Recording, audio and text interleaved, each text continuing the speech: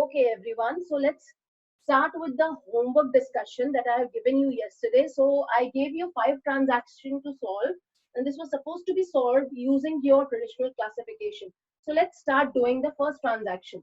Okay. So first transaction says purchased furniture for cash. Now purchased furniture for cash. I'm writing it here. Let me just rub this off. Okay. So purchase furniture for cash. So there are two aspects which are involved here. One is furniture. The other one is cash. In furniture and cash, both are assets. Since cash and furniture both are assets, so that means they both belong to the real account, right? So real account is the nature of account that we have to see for applying the rule of debit and credit and for making the transaction journal entry. Okay. अब furniture है आपके पास जो कि asset है आपका, वो आपने purchase किया है, that means furniture is increasing, right? ये आपके पास आ रहा है, जब आप परचेज करते हैं तो वो आता है, बैलेंस इंक्रीज होता है. So the balance of furniture is increasing. और क्योंकि आपने फर्नीचर परचेज किया तो कैश में पेमेंट रिलीज की, तो कैश का जो बैलेंस है अपना वो रिड्यूस हो रहा है, right? So one asset is increasing, the another asset is decreasing. What is the rule of real account? The rule of real account says debit what comes in, that means debit what is increasing, what is coming in, and credit what goes out. तो journal entry क्या बनेगी यहाँ पे? Furniture account debited to cash account. Amount is 1 lakh. So entry बनी furniture account debited to cash account because furniture was coming in. We have purchased furniture, so it has been debited. और हमारा जो cash था, जो asset था, वो चला गया है, so it has to be credited because credit what goes out. ये रूल रियल अकाउंट का दोनों तरफ का डेबिट और क्रेडिट साइड पे आपका अप्लाई हो जा रहा है, right? I hope there are no doubts in this transaction. If there are any, please write it down in the chat box so that I can resolve your doubts. Okay. No doubts as of now. So let's move on to the next transaction. So transaction number B, it is saying paid to XY Limited creditor. So XY Limited is our creditor and we are paying cash to the creditor. Now, इसके दो aspects क्या हुए? एक तो हुआ हमारा creditor जिसका नाम है XY, राइट? XY Limited. और दूसरा है हमारा cash. These are the two aspects of our second transaction. Creditor is belonging to the personal nature of account. और इसका नेचर अगर मैं फर्दर क्लासिफाई करूं तो इसका मतलब होगा कि क्रेडिटर जो है मेरा वो है आर्टिफिशियल पर्सनल अकाउंट. तो ये मेरा क्रेडिटर रहा. कैश अभी भी मेरा एसेट ही है, राइट?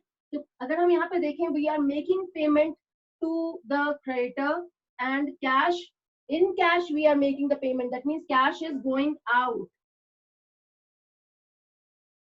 तो आप यहाँ पे देखेंगे कि पर्सनल अकाउंट का रूल क्या होता है? Debit the receiver, credit the giver. यहाँ पर रिसीवर कौन है? क्रेडिटर को अगर आप पैसे दे रहे हैं तो क्रेडिटर आपका रिसीवर हो गया, राइट? तो यहाँ पे हमारी एंट्री होगी XY Limited account because debit the receiver. तो XY Limited account debited. और क्या जा रहा है, किसमें पेमेंट कर रहे हैं? हम पेमेंट कर रहे हैं कैश में. और कैश के लिए जो रूल अप्लाई होता है that is debit what comes in and credit what goes out. So credit what goes out. So what is going out is to cash is going out. Amount is 20,000.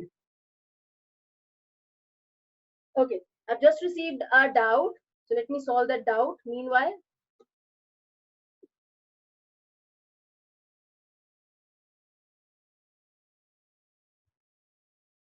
Okay, so doubt is related to, ma'am, is it necessary to write the amount 2 times while making the journal entry? Okay, बहुत अच्छा question पूछा तेजस आपने. मैं बताना चाहूंगी कि जो हम ये 2 बार लिख रहे हैं, अगर आप ध्यान से देख रहे हैं इसको, तो एक बार मैंने लिखा XY Limited account debited 20,000 to cash account 20,000. इसका मतलब है कि जब मैं इसकी, अभी तो मैं जर्नल एंट्री कर रही हूँ, तो यहाँ पे मुझे दिख रहा है कि मैंने अमाउंट को 2 बार लिखा. मतलब एक बार डेबिट में लिखा, उतनी ही उतनी अमाउंट को मैंने क्रेडिट में लिखा। मैंने आपको बताया था कि हम जो अभी जर्नल एंट्रीज बना रहे हैं, we are following double entry book keeping. तो डबल एंट्री बुक कीपिंग होता है आपका डुअल एस्पेक्ट कॉन्सेप्ट पे। तो dual aspect concept says that any transaction which is monetary in nature is going to have two equal and opposite side, right? And which is debit and credit. तो debit और credit जब equal and opposite होते हैं, तो जब आप जितने से किसी अकाउंट को, किसी भी अकाउंट को, डिपेंडिंग अपॉन द नेचर, आप जिस भी अकाउंट को डेबिट कर रहे हैं, उतनी ही अमाउंट से आपको क्रेडिट भी करना पड़ेगा। मतलब बेसिक पर्पस ये है कि डेबिट साइड का जो टोटल होता है वो क्रेडिट साइड के टोटल के इक्वल होना चाहिए, राइट? अभी तो आप ऐसे ट्रांजैक्शंस कर रहे हैं जिसमें से दो ही एस्पेक्ट्स हैं, मतलब एक है आपका डेबिट साइड पे, एक ही आपका आइटम है क्रेडिट साइड पे। आगे चलकर जब हम कुछ और ट्रांजैक्शंस करेंगे तो आप देखेंगे कि डेबिट साइड पे एक से ज्यादा आइटम्स आएंगे, मान लेते हैं 2 या 3 आइटम्स आएंगे। सिमिलरली क्रेडिट साइड पे भी 2 या 3 आइटम आएंगे। तो जब इतने सारे मल्टीपल डेबिट होंगे आपके डेबिट साइड पर और मल्टीपल आइटम्स होंगे क्रेडिट साइड पे, तो उन सबका बैलेंस अलग अलग होगा। फिर हम क्या करेंगे, हमको दोनों साइड के टोटल को मिलाकर देखना होगा कि क्या डेबिट साइड का जो टोटल था वो क्रेडिट साइड के टोटल से मैच कर रहा है या नहीं। सेकेंडली, आपने जो क्वेश्चन ये पूछा कि हम ये बार बार एक ही अमाउंट को क्यों लिख रहे थे, अभी तो ये एक ही अमाउंट है, तो इसको हमने 2 बार क्यों लिखा? क्योंकि जब मैं लेजर बनाऊंगी, जर्नल का अगला स्टेप क्या होता है, लेजर मतलब क्लासिफाई करना।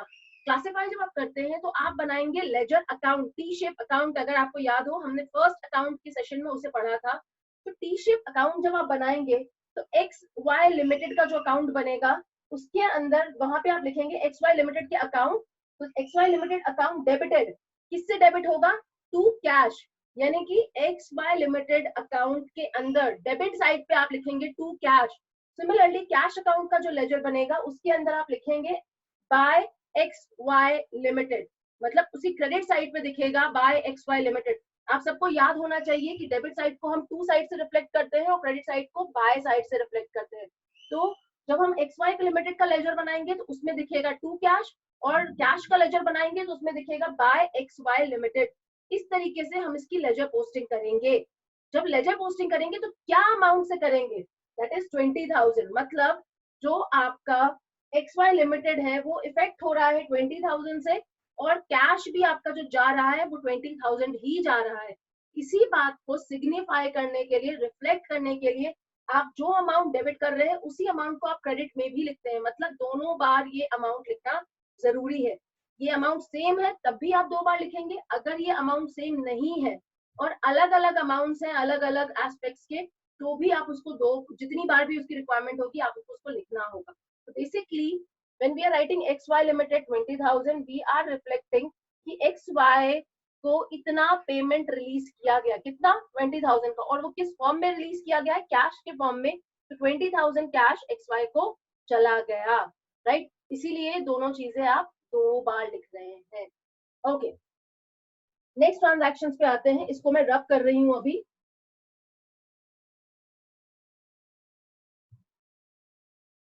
Okay, so let's come on the third transaction. So transaction number C says received rent. अब रेंट रिसीव कर रहे हैं आप, रिसीव कर रहे हैं मतलब ये मेरी इनकम है। कुछ भी रिसीव होता है तो वो इनकम होती है, और कुछ भी पे होता है तो वो होता है एक्सपेंस, राइट? अब आपने रेंट रिसीव किया तो रेंट इज वन एस्पेक्ट, और आप रिसीव कर रहे हैं तो पहले ही लिख दीजिए इसे कि ये इनकम है, राइट? दूसरा, आपने रिसीव किया, कैसे रिसीव किया? कुछ भी लिखा नहीं है, तो आपने कैश में ही रिसीव किया है, राइट? तो cash is increasing and cash is an asset, so it is real account, and this is nominal account. Okay, cash आप रिसीव करेंगे, किस फॉर्म में रिसीव कर रहे हैं? रेंट के फॉर्म में रिसीव कर रहे हैं। मतलब रेंट आया, कैसा आया? कैश के फॉर्म में आया। तो कैश का बैलेंस इंक्रीज हो रहा है, और कैश हमारे लिए एसेट है। तो एसेट होता है रियल अकाउंट की कैटेगरी में। So what is the, okay, there is a light on the board, so let me just switch off the light, wait for a second. Okay, I hope this is clear now. Okay, तो rent और cash हुआ अपने पास, cash हमारे पास आ रहा है, तो cash increase हुआ, cash is an asset and it is a part of real account. What is the rule that applies to real account? It is debit what comes in, credit what goes out. So cash is coming in, entry कीजिए, cash account debited, और nominal account, ये जो income है वो है अपना nominal account. तो nominal account के लिए क्या रूल होता है? Debit all expenses and losses and credit all incomes and gains. So all the incomes and gains are to be credited to, लिखिए rent, to rent account amount is 7,000. So the entry, complete entry for this is cash account debited to rent account. Cash के लिए use किया आपने real account का rule, और rent के लिए use किया आपने नॉमिनल अकाउंट का रूल, राइट? तो अगर हम जब एंट्रीज कर रहे हैं, हम जब अपने ट्रांजैक्शंस को एनालाइज कर रहे हैं, after understanding that what is the nature of a particular account, if we'll write it like this, किस नेचर का है और क्या इफेक्ट हो रहा है उस पे, वो इंक्रीज हो रहा है, डिक्रीज हो रहा है, इनकम है, एक्सपेंस है, ये सब अगर आप साथ साथ समझते चलेंगे, लिखते चलेंगे, शुरुआत में ये करेंगे, बाद में ये अपने आप होने लग जाएगा. मतलब बाद में आपको ये अपने आप समझ में आने लग जाएगा क्या नेचर है, इंक्रीज हो रहा है, डिक्रीज हो रहा है, लिखने की जरूरत नहीं पड़ती बाद में. मगर अभी जब आप इसको समझ रहे हैं, it is very important that you right all this, because this is an explanation how we are deriving this journal entry. ये journal entry derive हो रही है. कैसे derive हो रही है? By following the rules that we have already studied, right? तो ये ध्यान में रखकर करेंगी, आपकी journal entry बहुत आसानी से बनेगी, मैं आपको बता रही हूँ. Okay, अब हम चलते हैं अगली transaction के ऊपर, which is the fourth transaction. The fourth transaction says purchased typewriter for ₹30,000 for cash from Mehra and Sons. कल मैंने आपको एक ट्रांजैक्शन बताई थी जिसमें मैंने आपको कहा था कि परचेज बिल्डिंग फ्रॉम यूडीबी डेवलपर्स, और उसके आगे वर्ड कैश नहीं लिखा हुआ था, सिर्फ यूडीबी डेवलपर्स लिख के छोड़ दिया गया था. तो अगर यहाँ पे आप ट्रांजैक्शन देखेंगे, क्या लिखा है? Purchase typewriter. तो पहला एस्पेक्ट जो इस ट्रांजैक्शन के अंदर है वो है आपका टाइपराइटर. टाइपराइटर क्यों खरीदा गया होगा ऑफिस में? It is considered as an office equipment, यानी कि ऑफिस के लिए, आप काम करने के लिए टाइपराइटर खरीद रहे हैं, तो वो आपका एसेट हुआ, राइट? मतलब ऑर्गेनाइजेशन के लिए टाइपराइटर उसका एसेट बनेगा. और दूसरा, आप खरीद कहाँ से रहे हैं? आप खरीद रहे हैं मेहरा एंड सन्स, राइट? और ये आप खरीद रहे हैं मेहरा एंड सन्स से कैश में. बहुत इंपॉर्टेंट है समझना, यहाँ पे लिखा हुआ है ट्रांजैक्शन में साफ साफ, purchase typewriter for ₹30,000 for cash from Mehra and Sons. अगर कैश नहीं लिखा होता, सिर्फ मेहरा एंड सन्स लिख कर छोड़ देते, तो फिर इसका इम्पैक्ट, कैश का इम्पैक्ट नहीं होता. फिर इस ट्रांजैक्शन को हम क्रेडिट ट्रांजैक्शन लेते, जहां पर आपका कैश नहीं है इन्वॉल्व. मगर यहाँ पर क्या लिखा है? परचेज फॉर कैश और purchased in cash from Mehra and sons. मतलब आपको पार्टी का नाम भी बताया गया कि आप कहाँ से खरीद रहे हैं, और साथ में ये भी बताया गया है कि आपने कैश में पेमेंट कर दी है. अब पेमेंट कर दी है मतलब ये मेरा कैश ट्रांजैक्शन है. मेहरा एंड सन्स का लिखा होना या ना लिखा होना इस ट्रांजैक्शन में कोई मायने नहीं रखता. लिखा हुआ है तो भी आप इसे इग्नोर करेंगे, और नहीं भी लिखा होता तो भी आपका इसका कुछ नहीं करना था. Okay, I think this much is clear to everybody. Now let's solve it further. Okay, so typewriter is one aspect of this transaction. Okay, so this is an asset. We are purchasing an asset. So purchase करने से क्या होता है? Asset का balance increase होता है, and asset is a real account. और जब real account increase होता है तो हम किस साइड लिखते हैं उसे? What is the rule? The rule is debit what comes in. Debit what comes इन, मतलब टाइपराइटर आपका आ रहा है खरीद कर, तो टाइपराइटर को हम करेंगे debit. Debit what comes in, so typewriter account debited. किससे खरीदा हमने? मेहरा एंड सन्स से, और मेहरा एंड सन्स को हमने टाइपराइटर खरीदा और उसकी पेमेंट रिलीज कर दी, राइट? तो पेमेंट जो हमने रिलीज की है, तो cash is again a real account, और पेमेंट कर रहे हैं आप कैश में, मतलब कैश का बैलेंस रिड्यूस हो रहा है. So debit what comes in, and the second part of the real account rule says credit what goes out. What is going out? Cash is going out. So entry हुई typewriter account debited to cash account. Amount is 30,000. Right? तो ये बना मेरी transaction की journal entry. अगर यहाँ पर सिर्फ और सिर्फ मेहरा एंड सन्स होता और ये फॉर कैश अगर वर्ड नहीं लिखा होता तो हम इस ट्रांजैक्शन को क्रेडिट ट्रांजैक्शन लेते। फिर जर्नल एंट्री क्या बनती, क्योंकि इसमें क्रेडिटर इन्वॉल्व है तो जर्नल एंट्री बनती typewriter account debited to Mehra and Sons, because Mehra and Sons से हमको ये असेट मिल रहा है। So Mehra and Sons is a giver. So what is the rule that applies for creditor? Creditor is a personal account and the rule that applies is debit the receiver, credit the giver. So who is the giver? Mehra and Sons. So the entry would be typewriter account debited to Mehra and Sons. अगर ये credit transaction होता तो, अगर यहाँ पे word for cash नहीं लिखा होता तो, right? I think this is very much clear to everybody. Now let's move on to the final transaction for today, and that is paid commission rupees to 20,000. Now paid commission.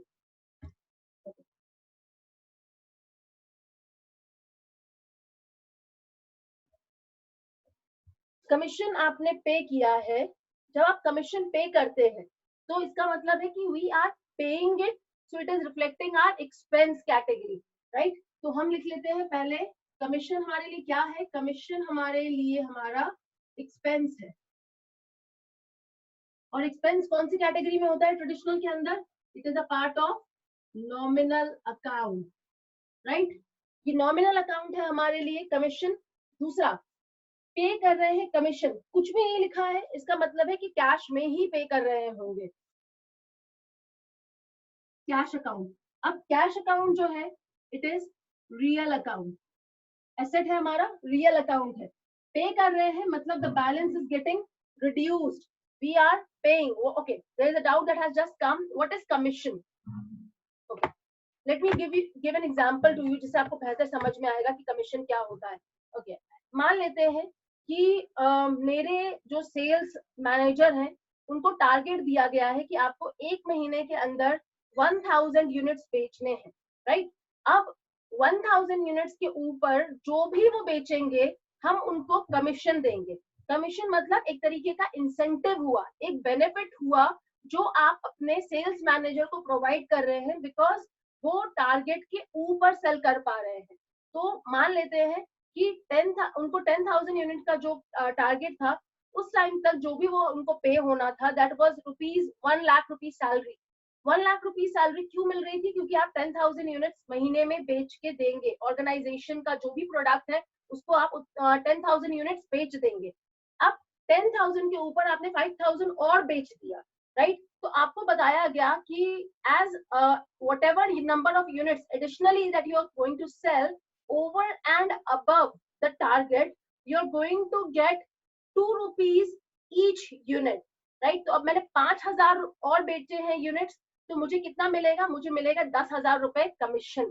तो commission मतलब हुआ मेरे लिए benefit, वो incentive जो कि sales manager को company पे करेगी, ऑर्गेनाइजेशन पे करेगी। तो कमीशन जब आप पे कर रहे हैं आपके लिए एक्सपेंस है, और ऑन द कॉन्ट्ररी आप कमीशन भी कर सकते हैं, right? So commission can be an income also. So that means it is a benefit, it is an incentive that you are going to receive in the organization. I hope this is clear to all. So this is commission. Now commission क्योंकि हम यहाँ पे pay कर रहे थे, so it is an expense.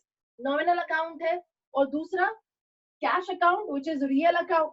Now real account is getting reduced, right? So nominal account है, commission के लिए nominal account का rule क्या होता है? Debit all expenses and losses.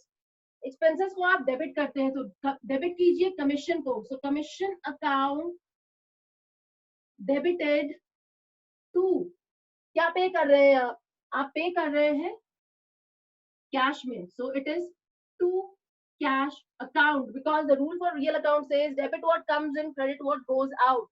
So cash is going out, so the entry for this transaction is commission account debited to cash account, amount is 20,000। Okay.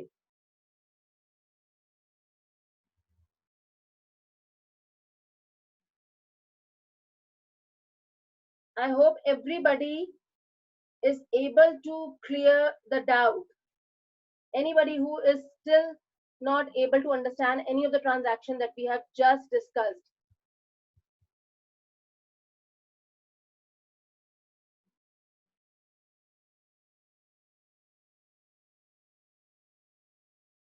Anybody who has not been able to understand any of the transactions that we have just discussed, please write down your doubts in the chat box.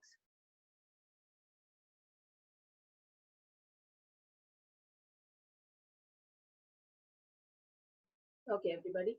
I hope the board is clear to all. Please go through all the transaction. If there is anything which is not clear to you still, please write it down in the chat box so that we'll take up the doubts first and then we'll move on to the next classification, which is modern classification of accounts and the rules of debit and credit.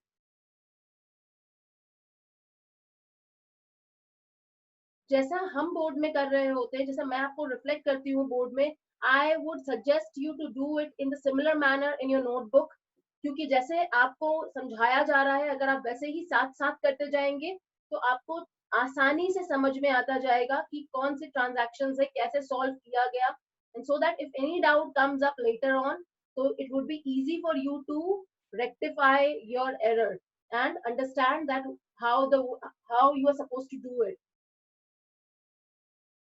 Okay, so I have not received any doubt. So let's move on and let's move on to the another segment. Okay. There are two doubts. Ma'am, can you please explain why capital is included in personal account? Okay. Proprietor account यानी कि proprietor का लाया हुआ fund, लाया हुआ कोई भी asset, वो आपका reflect करता है capital. देखिए, दो लोग होते हैं, एक होता है बिजनेसमैन और एक होता है बिजनेस. डुअल ये सेपरेट लीगल एंटिटी का जो प्रिंसिपल है, जो हम अभी करेंगे चैप्टर नंबर 3 में, जब हम प्रिंसिपल्स पढ़ेंगे, वहां पर बताया गया कि बिजनेस और बिजनेसमैन दो अलग अलग लोग हैं, राइट. बिजनेस मतलब आपकी जिसकी आर्टिफिशियल एग्जिस्टेंस है, जिसको एक लॉ के थ्रू, कुछ लीगल फॉर्मेलिटीज के थ्रू फॉलो करके बनाया गया है, तो it is one person which is an artificial person, and businessman on the other hand is a natural person, right. अब हम बात करते हैं कि बिजनेसमैन ने डिसाइड किया कि वो बिजनेस को शुरू करेगा, और बिजनेसमैन ने जो शुरू किया बिजनेस को, तो उसको शुरू करने के लिए पैसे दिए, जो भी फंड्स बिजनेसमैन ने लगाए हैं बिजनेस में, in form of assets, in form of cash, in form of any other thing, वो सब जो क्यूमुलेट करके वैल्यू आती है, वो कहलाता है कैपिटल. क्योंकि बिजनेसमैन वो पहला पर्सन है जो कि ये रिस्क लेने को तैयार होता है कि हम बिजनेस को शुरू करेंगे, और जो भी इसके अंदर रिस्क होगा वो उस रिस्क को बियर करेंगे. बिकॉज अगर बिजनेस को बिजनेस करने की वजह से, ऑपरेशंस रन करने की वजह से अगर प्रॉफिट होता है, तो वो बिजनेसमैन का रिटर्न कहलाता है, right. Return on the risk that the businessman is taking. But what if अगर बिजनेसमैन को रिस्क रहे और उसको प्रॉफिट होने की जगह लॉस हो जाए, राइट, तो वो लॉस भी बिजनेसमैन ही बियर करता है. So it is very important for us to understand that business is one entity which is a legal entity, which has a legal existence, which has got an artificial existence, and businessman is another entity, is another party which is existing and which is giving the money to the business, to the artificial entity, for the purpose of starting the business. और इसीलिए आप देखेंगे कि capital को हमेशा liability side पे balance sheet में show किया गया था, जो मैंने आपको पहले दिखाया भी था कि बैलेंस शीट जब मैंने आपको दिखाई, उसमें आपको दिखा कि लायबिलिटी साइड पे ही कैपिटल भी शो हो रही है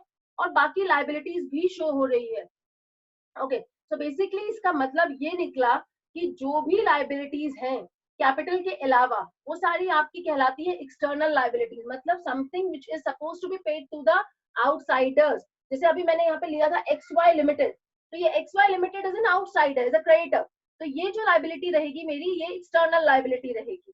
तो ये मैं ट्रेडिशनल क्लासिफिकेशन में बात करूं तो ये मेरा नेचुरल पर्सनल अकाउंट नहीं है, ये मेरा आर्टिफिशियल पर्सनल है, बिकॉज ये लिमिटेड लगा है, राइट. मगर जब मैं बात करती हूँ मेरे प्रोपराइटर की, जिसकी एग्जिस्टेंस नेचुरल है, अगर वो जो पैसा लगा रहा है, जो बिजनेस के लिए उसके लिए फंड्स है, उसका रिसोर्स है बिजनेस को करने का, तो वो जो पैसा है वो बेसिकली क्या है, वो पैसा बिजनेस के लिए उसका बिजनेसमैन के लिए उसका इन्वेस्टमेंट है, और वो बिजनेस में जब इन्वेस्टमेंट कर रहा है उसको कहा जाता है कैपिटल अमाउंट, राइट. तो कैपिटल किसको रिफ्लेक्ट करता है? कैपिटल रिफ्लेक्ट करता है आपकी इंटरनल लायबिलिटी की को, जो कि बिजनेस की है बिजनेसमैन की तरफ, राइट? तो जो भी कैपिटल आप देखेंगे वो जो दिख रहा होगा वो हमेशा आपका पर्सनल अकाउंट ही माना जाएगा। मतलब बिजनेस में पैसा किसने लगाया? बिजनेसमैन ने। Who is businessman? Businessman is a natural entity, and since he is a natural entity and he is giving his funds to the business, so for the business it is an internal liability, and for the businessman it is reflecting him, his account, and that is why capital is also called as proprietor's account, owner's account, right? और इसीलिए इसको हम personal account कहते हैं, क्योंकि वो एक personal person को रिफ्लेक्ट कर रहा है, रिप्रेजेंट कर रहा है। ओके, आई होप नियति दिस सॉल्व्स योर डाउट बच्चे। Next is please explain point number 2 again. paid to XY Limited creditor. Okay, paid to XY Limited creditor is a natural person. It can be an artificial also. अब यहाँ पे XY Limited लिखा है तो मैंने आपको जैसा बताया कि XY Limited मतलब ये एक ऑर्गेनाइजेशन को रिफ्लेक्ट कर रहा है। तो ये जो पार्टी है मेरी जिसको मैंने पेमेंट रिलीज की है, ये मेरे लिए आर्टिफिशियल पर्सनल अकाउंट है। बट आप ओवरऑल समझिए कि नेचुरल पर्सनल हो या आर्टिफिशियल पर्सनल हो या रिप्रेजेंटेटिव पर्सनल हो, the rule that applies there is debit the receiver, credit the giver. बस इतना ही रूल अप्लाई होगा। ओके, अब इसे हम समझ लेते हैं क्या हो रहा है कि जब आप पेमेंट कर रहे हैं क्रेडिटर को, so creditor is going to receive the funds. कैसा रिसीव करेगा क्रेडिटर, राइट? तो क्रेडिटर को जब रिसीव होगा तो आप रूल क्या अप्लाई करेंगे? Debit the receiver. तो हम क्या डेबिट करेंगे यहाँ पर? XY limited account debited. और क्या जा रहा है XY लिमिटेड को? आप पेमेंट कर रहे हैं कैश में, तो एंट्री बनी XY limited account debited to cash. That means cash is going out because the rule says debit what comes in, credit what goes out. So cash is going out. So the complete entry is debit the receiver and credit what goes out. ये दो side use हुए हैं, एक side use हुआ है personal account का, दूसरा side use हुआ है रियल अकाउंट का। The complete entry is XY limited account debited to cash account, and this is your point number 2 explanation. Okay, I hope there are no other doubts.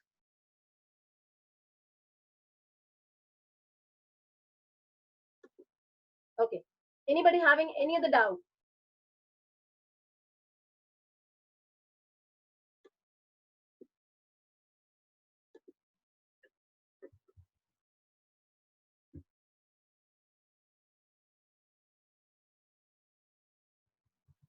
Any other doubt? Please write it down.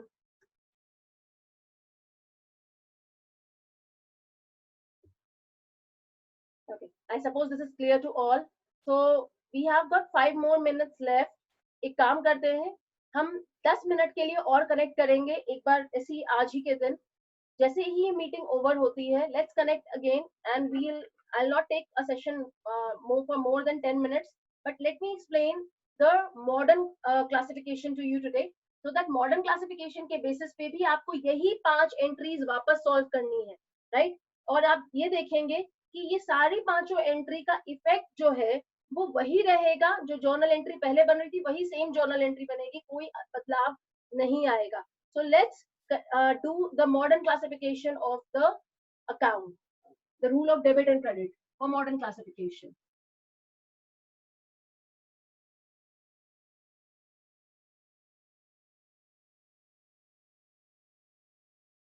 Okay, everybody.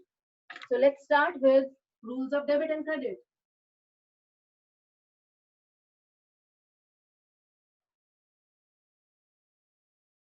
Okay. Debit and credit के अंदर समझने के लिए मैं आपको एक बहुत basic सी एक ट्रिक देती हूँ।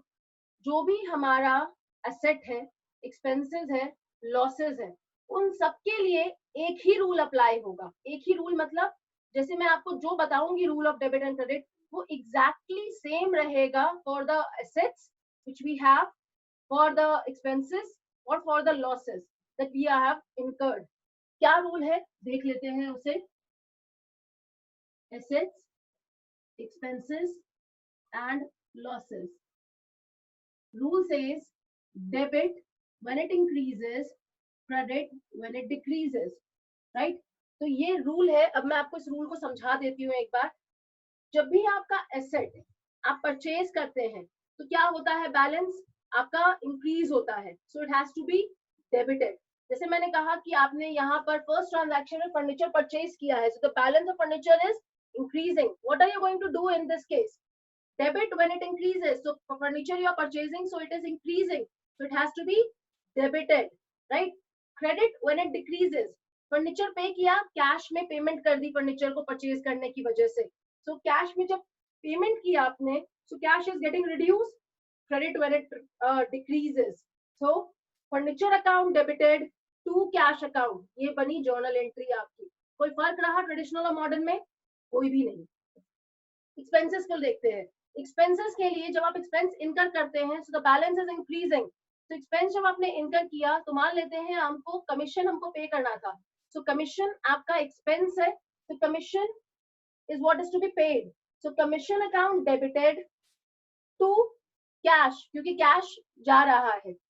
Same entry, commission account debited to cash. तो यहाँ मैं आपको क्या बताना चाह रही हूँ कि कोई भी एक्सपेंस या लॉस या असेट्स, जब भी आप उसका बैलेंस, आप एक्सपेंसेस एंड लॉसेस का बैलेंस दिखेंगे कि आपको ये एक्सपेंस पे करना है, it has to be debited. Similarly asset जब भी परचेज होगा या जब जिस भी वजह से एसेट का बैलेंस बढ़ेगा, तो एसेट को आप डेबिट करेंगे, और जब भी वो रिड्यूस होगा आप उसे क्रेडिट करेंगे. और रिड्यूस कब होता है? रिड्यूस होता है एसेट जब हम चार्ज करते हैं उस पर डेप्रिसिएशन, तब एसेट का बैलेंस रिड्यूस होता है. मगर इसको मैं बाद में समझाऊंगी आपको डिटेल में. उसके अलावा जब हम सेल करते हैं एसेट को, तो भी हमारा बैलेंस रिड्यूस हो जाता है एसेट का, right? So the rule that will be applied is debit when it increases and credit when it decreases, इन तीनों चीजों में. ओके, नेक्स्ट हमारे पास बचता है कैपिटल, लायबिलिटी. मुझे बताइए कैपिटल और लायबिलिटी के अंदर अलग अलग मैं क्यों लिख रही हूँ उसे, उसके अंदर क्या बेसिक डिफरेंस है? बहुत छोटी सी बात है. लायबिलिटी को आप अलग सिर्फ इसलिए लिखते हैं because liability is reflecting your liability towards the outsiders, that means जो आपको बाहर वालों को पे करना है. उसके अलावा हम देखें तो कैपिटल भी हमारी लायबिलिटी ही होती है, बस फर्क इतना है कि उसे हमें पे करना होता है to the insider, that means businessman, right? तो इसीलिए कैपिटल का जो ट्रीटमेंट है लायबिलिटी का भी वही ट्रीटमेंट रहता है. ओके, उसके बाद होता है हमारा income and gains. Income can be treated as any kind of receipt that we are making, और गेन्स मतलब कोई भी हमने फिक्स एसेट को या इन्वेस्टमेंट को अगर बेचा है and the price at which we have sold it is higher than the book value existing today, तो जो भी हमको फायदा मिलेगा उसे कहा जाता है gain. Okay, so this is the concept. Rule क्या अप्लाई होगा जल्दी से देख लेते हैं. So the rule is credit when it increases, debit when it decreases. ठीक इसका उल्टा कर दीजिए. Asset का उल्टा क्या होता है? Liability. Debit का उल्टा क्या होता है? Credit. Capital का उल्टा क्या होता है? Drawings. Right? तो ये जो रूल अप्लाई हो रहा है यहाँ पे, ठीक उसको रिवर्स कर दीजिए.